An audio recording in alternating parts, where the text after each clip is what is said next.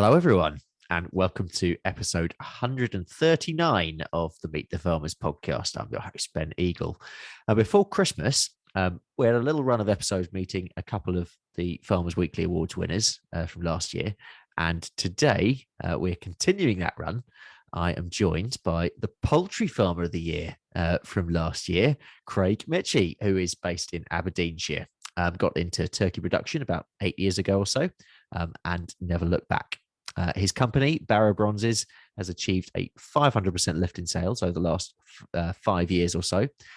He rears around 3,500 poults, with around 90% of birds now sold direct to customers.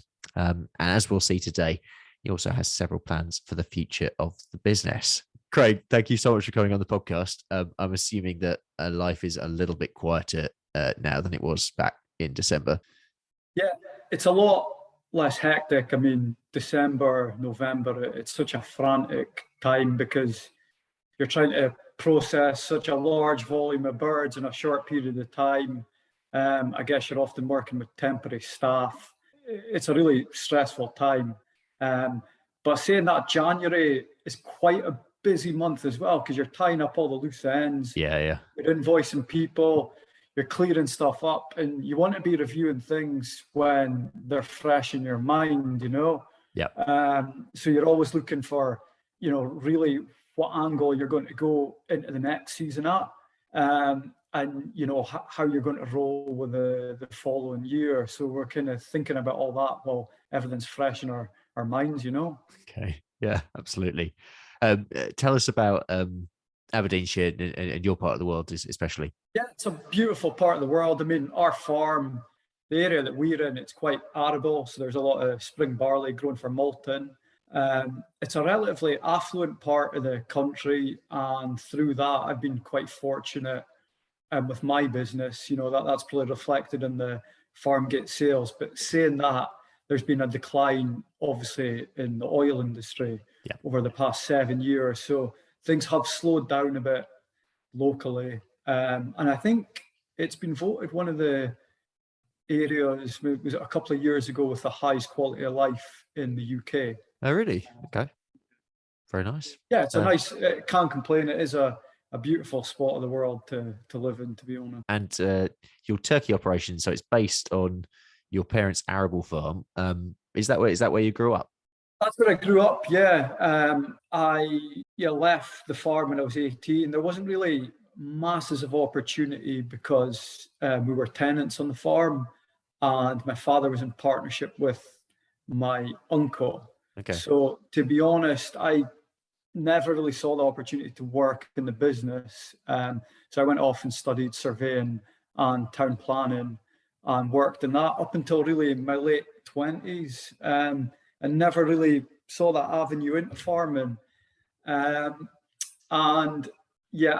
kind of got sick of working in an office, having grown up in a farm and always seen where my father lived and the lifestyle and being outside, being stuck in front of a computer in an open plan office.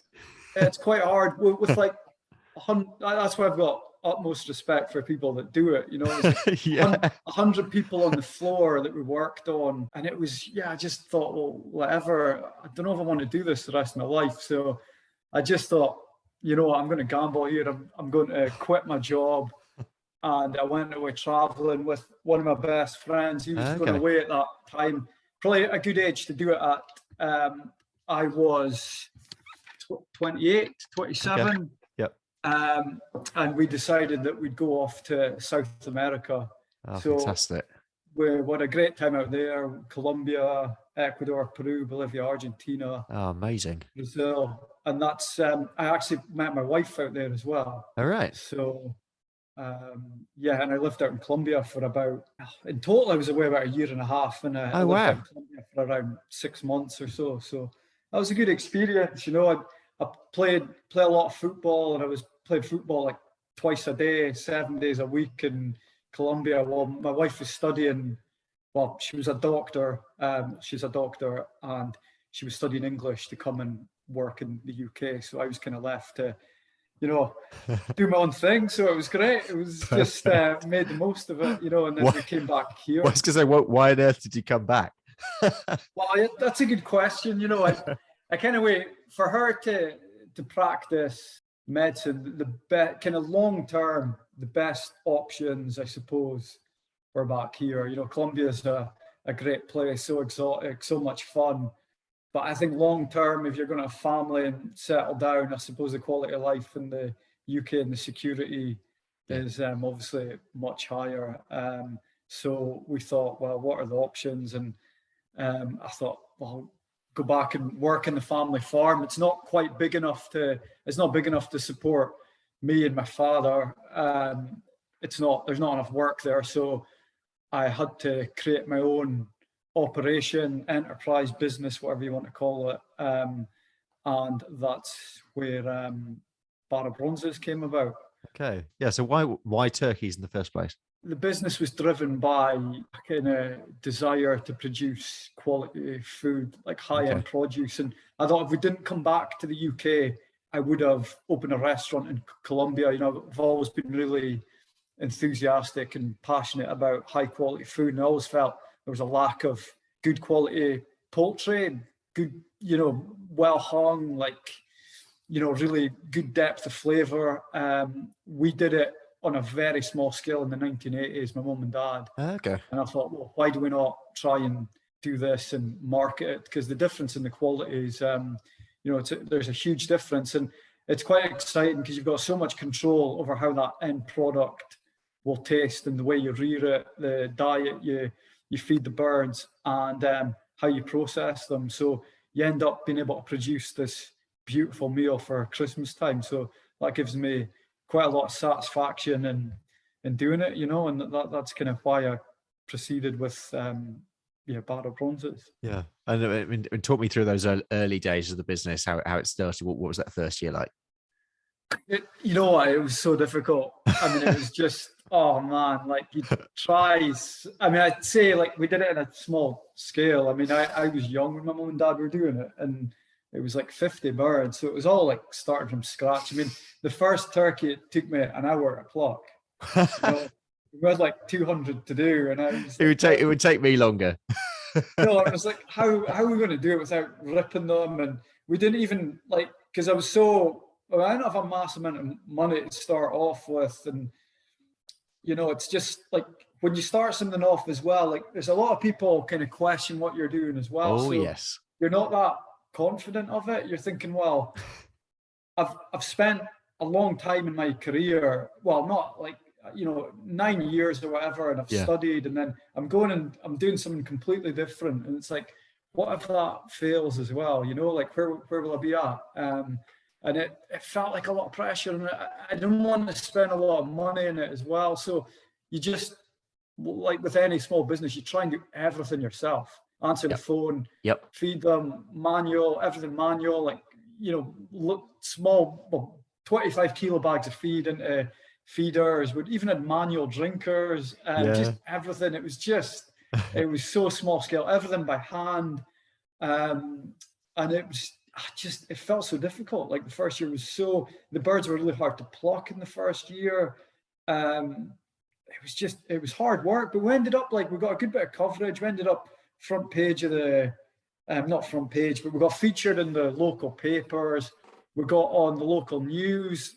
We just seemed to hit the media at the right time. We did all the farmers markets, really kind of drummed up a lot of interest. And from what seemed to be at some points, thinking, I'm never going to manage this, to and then in Christmas Day, we thought, actually, that went all right, But it was just hard to really get a perspective on it at the time, because it was so difficult. And I thought, how on earth are we ever going to manage to do more than 200 when it was that hard, and we can do 200 birds in a morning now in a couple of hours, it's but just you learn so much, and it's just, as everyone says, you can't buy experience, and every year there's something that catches you out, and every year you learn more, and you think you've got the danger of thinking everything, and you're always find there's something else you don't know that can trip you up,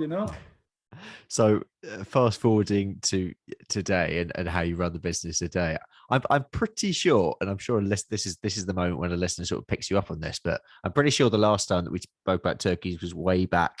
I think it was something like episode 8 with Paul Kelly, long time ago. But yeah, so talk us through the rearing process for your turkeys.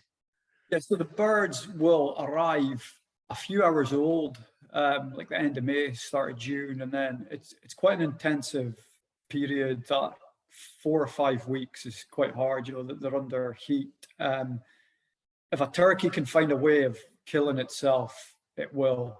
You know, they're like lemmings. You know, anything, the lid of a feeder that's off or anything like that, they'll all follow each other in, and you know, you can have a real disaster. So it is real attention to detail, listening to how, you know, just looking at the birds and interpreting how they are, the noises they're making, the distribution within the ring, and it's quite a rewarding time as well. You know, I do quite enjoy that period of the year, and then it's a beautiful time of year when they actually go outside for the first time. Yeah, like they've been inside the sheds, and you just open the doors after like 4 or 5 weeks, and they make this sound that they've never made before when they see the green grass, and they pick away at it, and you can just see they're ecstatic with it.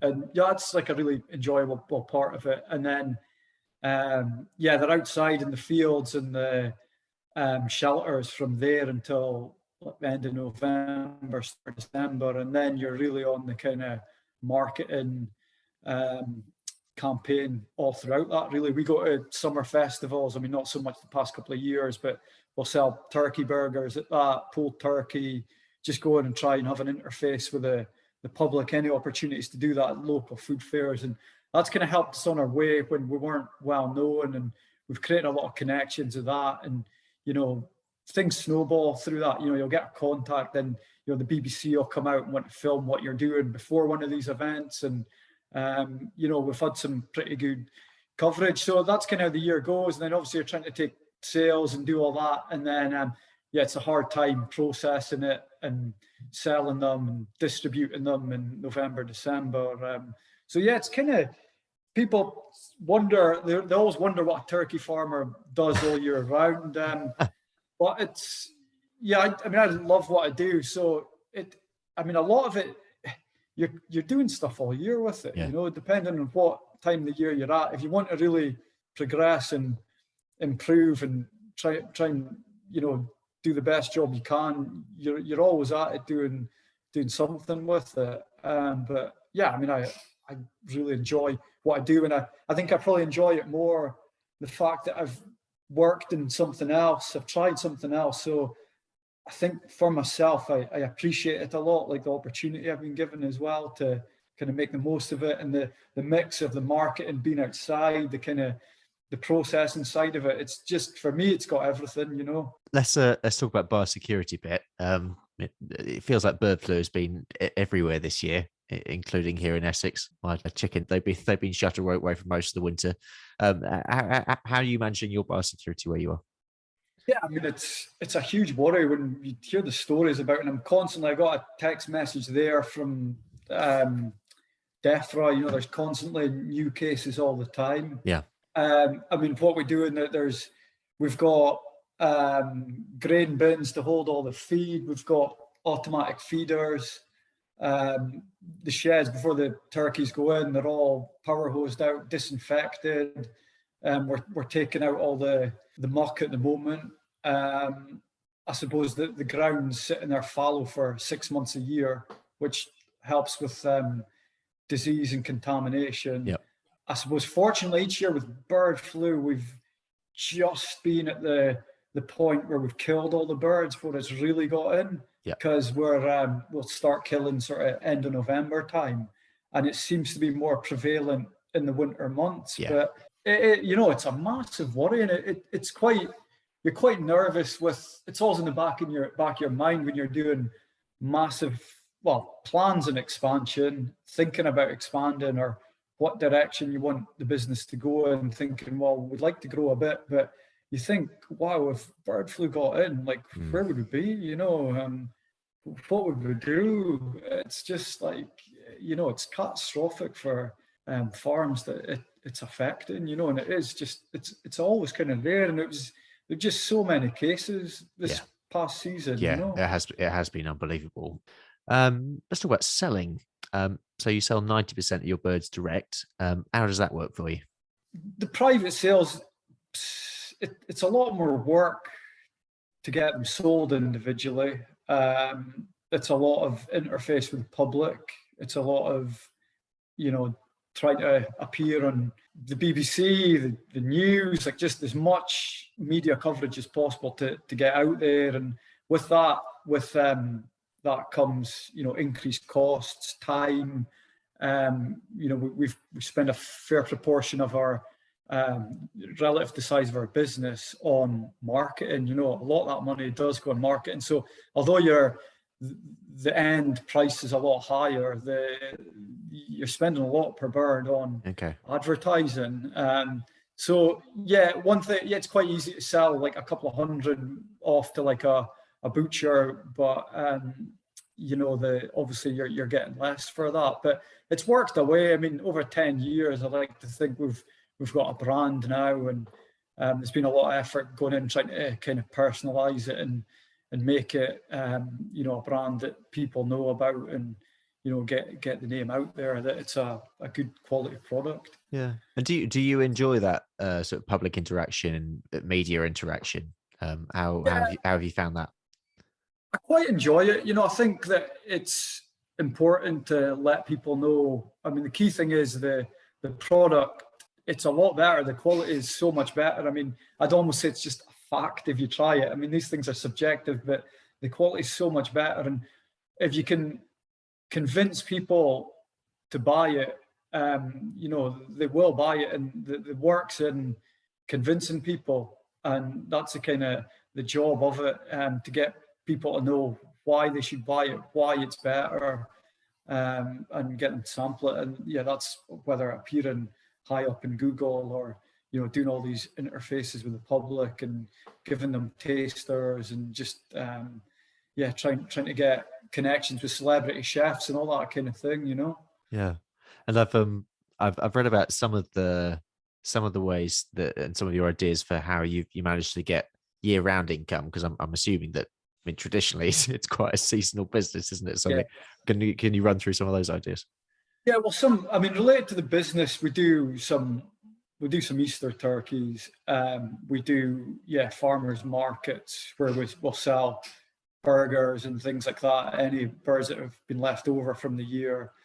And the other side of it is obviously it's an arable farm, so that kind of provides me with the year-round income as well, because I mean, ultimately turkeys are a seasonal business. But the long-term plan, like we've seen a great uptake in the burgers we produce and the pulled turkey, and we've looked at rotisseries and stuff like that. And the location that we're in, we're very fortunate. We're quite near a main road. It's an affluent area. Our neighbouring farm is Barraberries.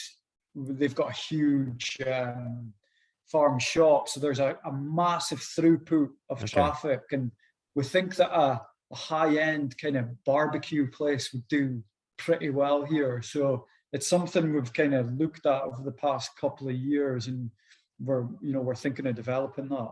Okay, that's cool. I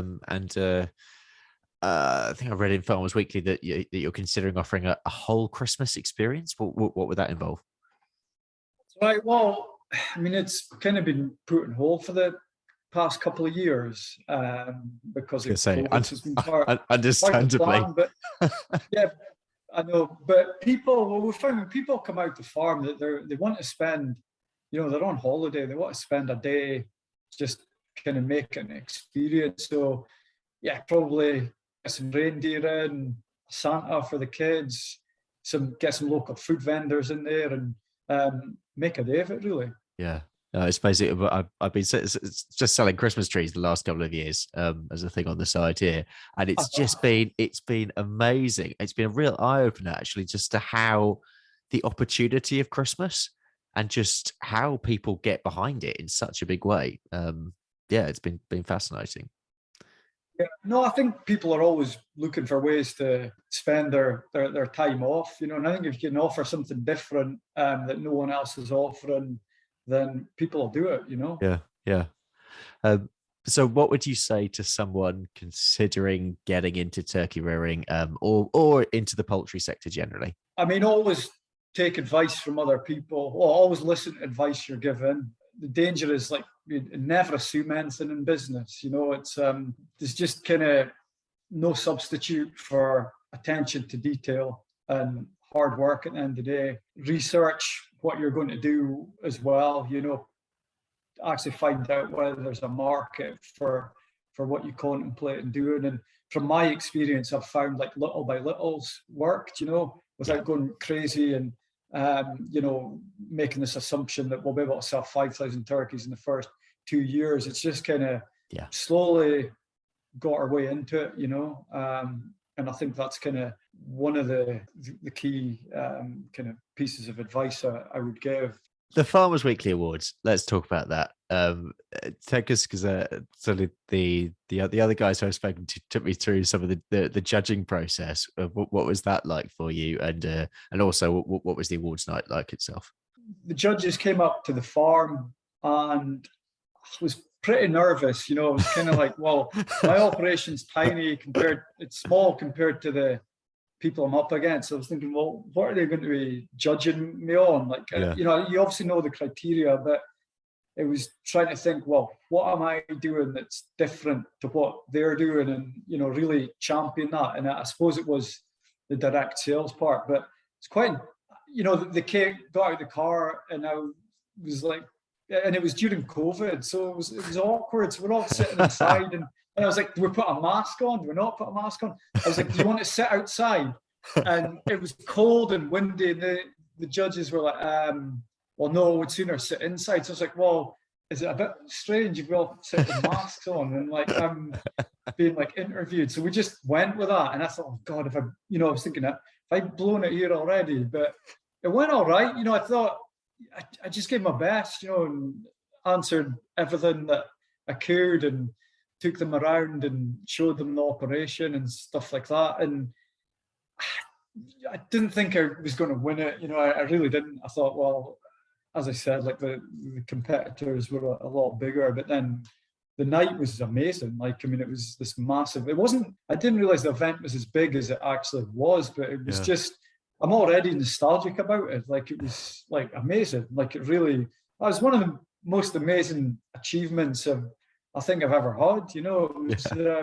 It was just great. And then went down to London for a couple of days with my wife. We made a couple of days out of it because it was our 10-year wedding anniversary. Oh, and like 10 years since we'd been back in the UK, so it was a great way of like marking it. And it was nice because when you start off with, you're like, you doubt whether you're going to manage this and like how successful it's going to be. And through like doing quite well at something, you just, there's always margins where it could have gone the other way if you've not had luck with you as well, because every business needs luck. You need a bit of luck behind you. That's a fair point. I have carried a bit of that as well. And it was just, it was good. It was kind of a good mark. Like, well, I've been back 10 years, and it was just nice to win it, and think, well, did doubt at times what I was doing at the start, but I was like, well, it's a good feeling, and it was kind of, and all the people that have advised me on the way and kind of helped me on the way, and, it was kind of partly through them that I was able to achieve stuff like that, and then get an opportunity to do that on the farm, which so many people don't have. It's kind of, not going to kid myself, that's kind of why I was able to win it as well, so that was that. Yeah. And what about future plans? What are you thinking for the future? I'm looking at reducing our carbon emissions all the time. We went the first year, last year, we fed the birds on peas as opposed to soya. Okay, yep. I mean, there's areas of the farm where we've earmarked for putting in trees just to counterbalance the turkey side of things, and whether we try and push this like carbon neutral or that kind of thing. So you're really looking at that side of things for the business, and also looking at producing some kind of rotisserie or barbecue style, unit at the end of the farm as well. So I'd say that's a kind of in the next few years. And yeah, just look to expand like little by little every year as well, and do a little bit more sustainably. I think sustainability is the key now, We always finish the show with the same two questions, which I'm going to ask you now. The first is, if you have a message for the public, any message, what would it be? Well, I think these days in farming, there's a lot of like headwinds. I think it's really important that they support their local farmer like any way they can, because at the moment, the way things are, I think we really need that, and try and buy local. And over the next few decades, it's going to become more and more important for reducing our carbon emissions. I think it's really essential that people get around and support their local farmer. And finally, a message for farmers.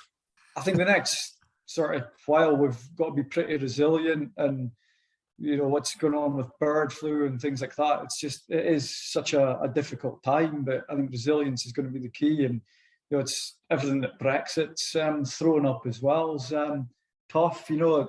It's so hard with getting labour and stuff like that. It's quite a difficult time, and the uncertainties with single farm payments and stuff like that. So it's trying to remain positive when things are a bit uncertain, And it is just such an uncertain time with, any investment you want to make long-term, capital costs are just, it's so high. The cost of concrete's so high to do anything in development, to build anything, to build a shed is like twice as much. Yeah.